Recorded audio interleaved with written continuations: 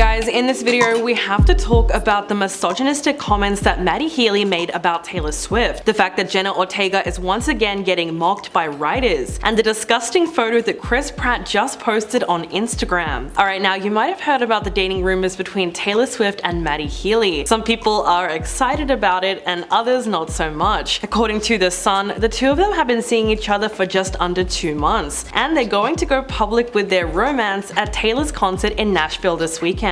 If that does end up happening, fans are absolutely going to lose their mind. But right now, Matty is not very popular with Swifties, and it's for a very good reason. Someone dug up an old interview of him talking about why he wouldn't want to date her, and it's pretty bad. He was responding to rumors that they had a relationship in 2014, which he described as just a flirtation. He was surprised that it made the headlines and it became such a big deal. He said, "But I didn't make a big deal out of it myself. It's not really anything to talk about, because if she wasn't Taylor Swift, we wouldn't be talking about her. She wasn't a big impact on my life. It was just interesting to see how interested the world is about Taylor Swift." When asked whether or not he worries about losing himself in a relationship, he said, "Yeah, absolutely." He then explained that if he had gone out with Taylor Swift, then he would have been labeled as just Taylor Swift's boyfriend, and Matty absolutely detested that idea. He said that it would be very emasculating because of her global fame, and that's why he would never date her. At the time, his comments received a lot of backlash for being misogynistic. It got so bad that The Guardian even published an op-ed defending him. It was called "Matty Healy's comments about Taylor Swift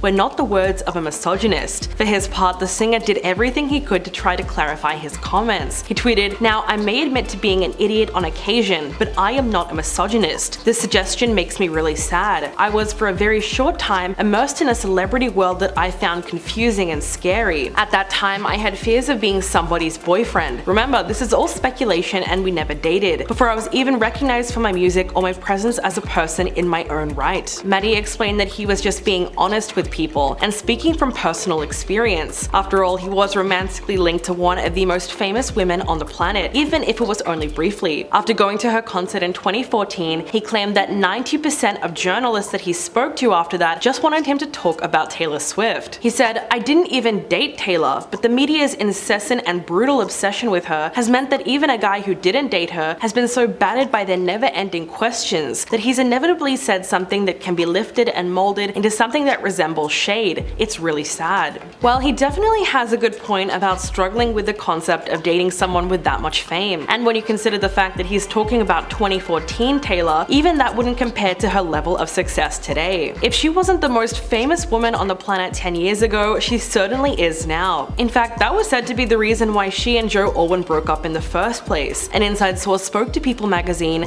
and claimed that they weren't the right fit for each other because he struggled with her mega fame and the attention that she got from the public. They said, "It's been hard for Joe trying to make it in Hollywood and not quite becoming leading man material while dating one of the most famous women in the world over the last 6 years. It was easier during the pandemic when it was just the two of them, but once things returned to normal, Taylor Swift the superstar emerged, and the differences were even more apparent." Over the years, Joe has also made it abundantly clear that he never wanted to be known as just Taylor Swift's boyfriend. He's often refused to answer even simple questions about their relationship. In 2018, he said, "I understand people's curiosity in the world we live in, about people's private lives. Well, I don't understand it, but I know it exists. For me, I just don't feel it's something that I want to offer up to be picked apart by people who don't know about it, and it's just not theirs to have." So there's always been a lot of signs that he just couldn't handle Taylor's level of fame. But that doesn't mean that every guy she dates in the future is going to struggle with that same thing as well. Alright, now why are writers attacking Jenna Ortega all over again? With failed negotiations, the WGA strike has dragged on,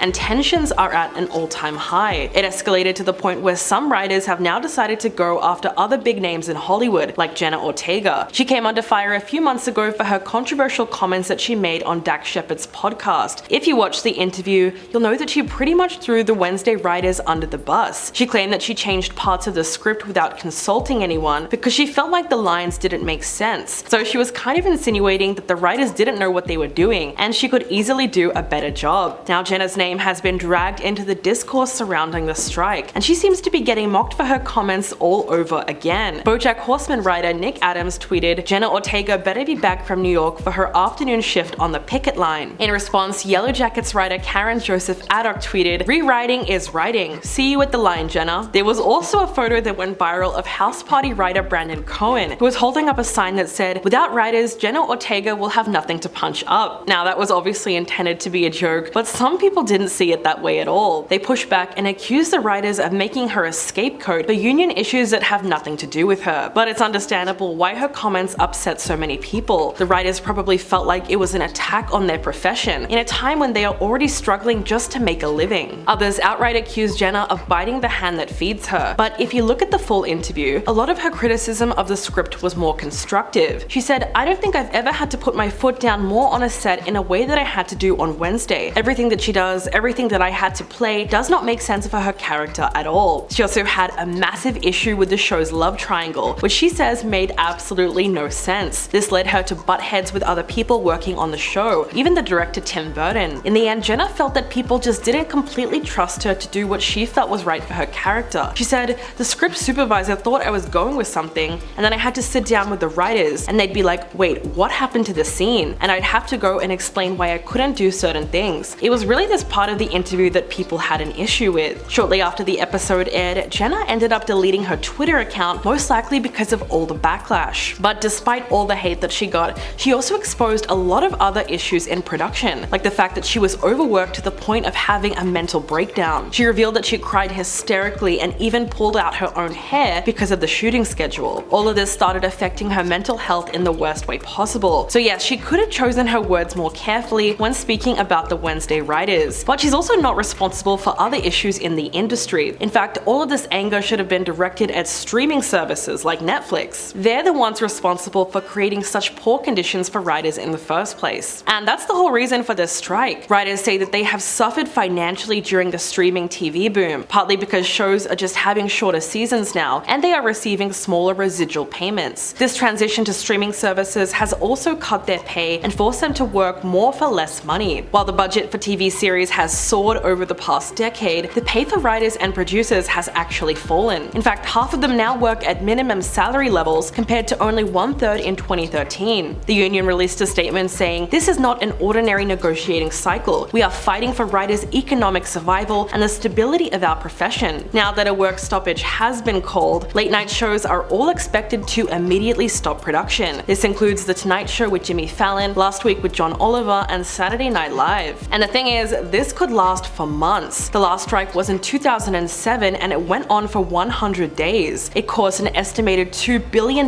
in economic damage. And when you adjust that for inflation, that comes to nearly $3 billion today. The WGA represents 11,500 writers, so this strike could have widespread implications for the industry. There could be as many as 20,000 workers and 600 productions who could go out of work if the writers shut down production. For now, the two sides remain miles apart after they failed to reach a deal, and right now there is no clear path to restart those negotiations. The WGA says that studios refuse to accept that structural change is needed to stop the dismantling of weekly employment. In response, the studios say that you can't roll back the clock to a different era of television, so they just can't agree. Alright, now have you seen what Chris Pratt just posted? Warning, it's pretty gross. The actor managed to disgust the entire internet when he posted a picture of his toe, saying that it was his Met Gala look. It was an extreme close-up shot of a very cracked toenail. Fans were completely taken aback by the picture, and they flooded the comment section to let him know how they felt about it. People wrote things like, "It's not too late to delete this," and "Bro, I just opened my phone." A registered nurse in the comment section even suggested that it could be a fungal infection. His wife Catherine wrote, "Literally called 911 and have temporarily muted his account for the sake of my well-being." Even his mother-in-law Maria Shriver got involved. She wrote, "What is this?" Considering that he has 43 million followers on the platform, it's unclear why Chris thought everyone would need to see this, but the photo is still on Instagram as we speak. So if you want to take a closer look at it for whatever reason, now you can. The actor has been in the news recently thanks to the global box office hit that was Super Mario Bros. At first there was a lot of controversy over the fact that he was chosen to play Mario. Some fans claimed that his voice wasn't Italian enough, while others felt that it was too aggressively Brooklyn, and it seemed like everyone was concerned with his voice acting and no one really knew what he was going for. Chris said he was so eager to star in the film that he didn't even have a chance to work out what the character would sound like. It was only later, when he actually tried to develop the voice, that he decided to sample various Italian and New York accents. He said that his first attempt at voicing the character was actually rejected by the film's directors. Apparently, they thought it sounded too close to Tony Soprano, the iconic mob mob boss who was played by James Gandolfini. He then took inspiration from the original Mario voice actor Charles Martinet, and that really helped him solidify his version of Mario. Last year, Chris told Variety that he had worked really closely with the directors in order to find a voice that made sense for the story. He said, "I tried out a few things and landed on something that I'm really proud of and can't wait for people to see and hear. It's an animated voice-over narrative. It's not a live-action movie. I'm not going to be wearing a plumber suit running all over. I'm providing a voice for an animated character, and it is updated and unlike anything you've ever heard in the Mario world before." Thankfully, despite the change, the directors defended him and said that he was actually perfect for the role. Aaron Horvath said, "Chris is really good at playing a blue-collar hero with a ton of heart. For the way that Mario is characterized in our film, he's perfect for it." And they clearly made the right decision. The Super Mario Bros. Movie scored the top opening of all time for an animated film. During the long Easter weekend, it earned $375 million